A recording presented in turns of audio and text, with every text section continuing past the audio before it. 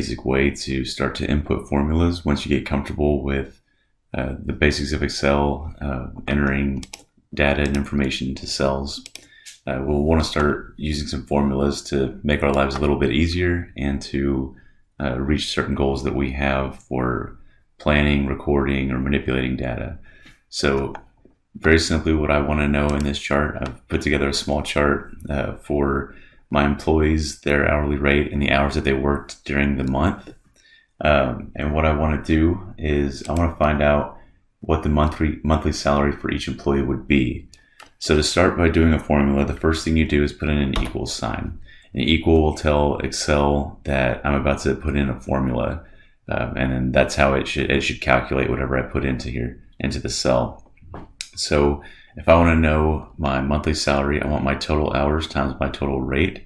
So all I'm going to do is simply select the cell that I want to multiply and select the second cell that I want to multiply.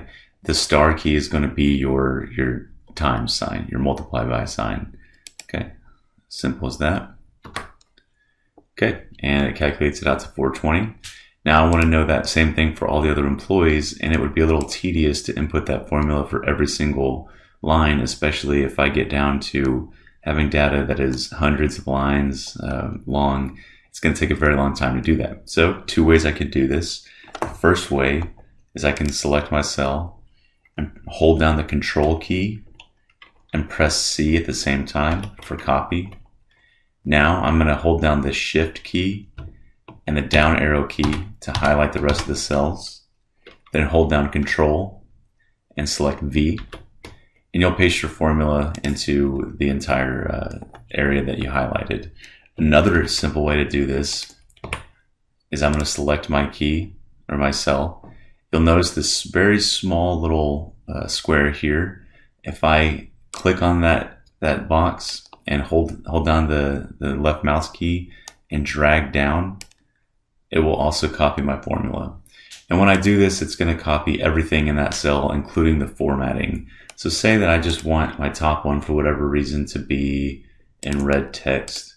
You'll notice if I drag this down, it's going to do the formatting. So the way to keep your other formatting down here and just copy the formula, hold down the control key, select C for copy. I'm going to highlight the other lines that I would like the formula to be in. Right click anywhere in the highlighted area, and you'll see these different paste options. This paste will paste everything just like if we had dragged it down. Number only, this will copy or paste over my amount only and ignore the formula. And here's the one that I want. I want it to copy the formula without changing anything else in the cells. And then that way, if I want my formatting different from the line that I'm copying from, I can do that. I can just maintain the integrity of the formula, of the formatting in the remaining cells. It's as simple as that. Real quick, we'll do the average formula. So right now I want to know what's my average salary per employee for the month.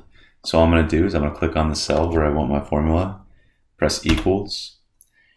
I'm going to start typing average. You'll notice that it starts to give you options based on what you're typing. So I see average. I can either double click here, or a neat little trick, just press tab key, and it will go ahead and finish the formula for you. Now you'll see it says number 1, number 2. I can click those individually and separate by a comma like this. But a quicker way to do this, if I go back and put in my average, is I can just drag down all the cells that I want it to average out. You'll see it puts a JA, the first cell, colon, and then the final cell that I dragged over. Finish it off with your close parentheses, press enter, and that gives me the average salary per employee.